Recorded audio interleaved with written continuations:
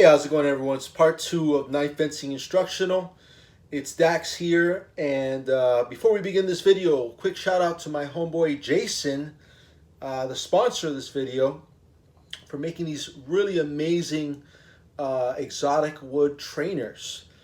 Usually when we spar, we use the Cold Steel products just because they are bendable on the thrust and the grade upon impact, safe while still causing a little bit of a sting.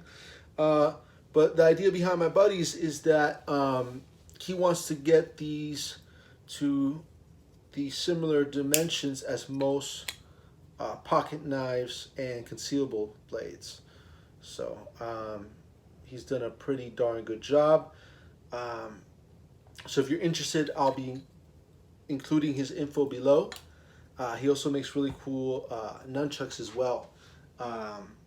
So onto the instructional stance.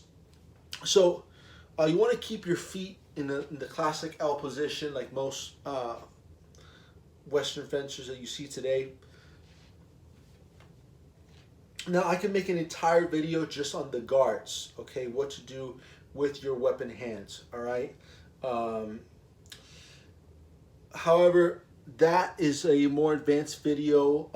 I can cover that in the Zoom courses. It's only $10 if you're interested in that. It'll take too long to break down here, you know, how we use these guards. But for now, I want you in a neutral guard. Okay, this is what John Stiers calls the battery position, right?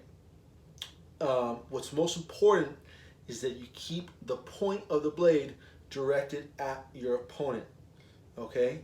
And no matter what move you do, right, whether that be a cut, right, the thrust, right, you never want to go too wide that you lose the point threatening your opponent, okay? So you want everything nice and tight, right, in whatever action you do.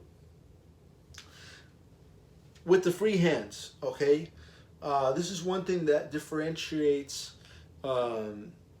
Western knife fencing with other styles. In other styles of knife fighting like Silat or Libre, FMA, all these things, you know, you'll see them use the checking hand a lot. Right? They'll come in here, bam, you know, whatever. They'll, you know, do these different checking hand motions, right? And they stand in a more square stance so that both hands are the same length. We don't do that. The problem is that this hand can also get cut, okay?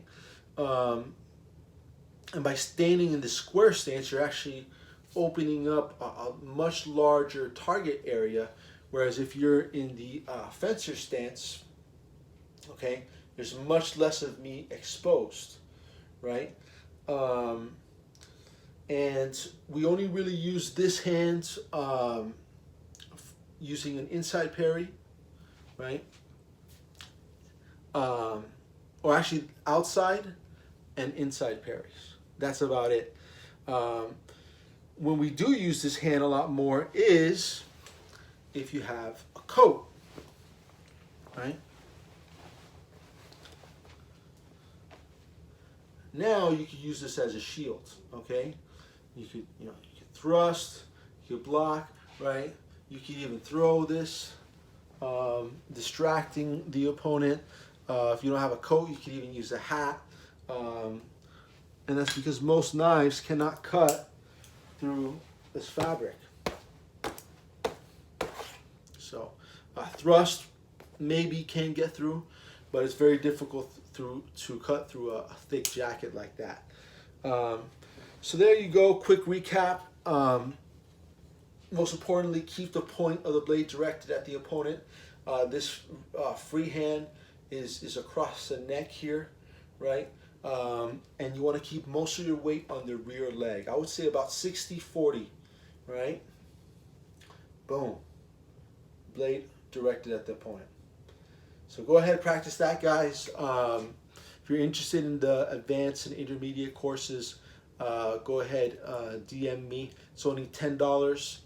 and I'm not sure how much longer I'm going to be doing this. Right now I got some free time, but with work and stuff, should be picking up pretty soon. So I'm just doing this probably for the next month or so. All right, everybody. I'll see you next time.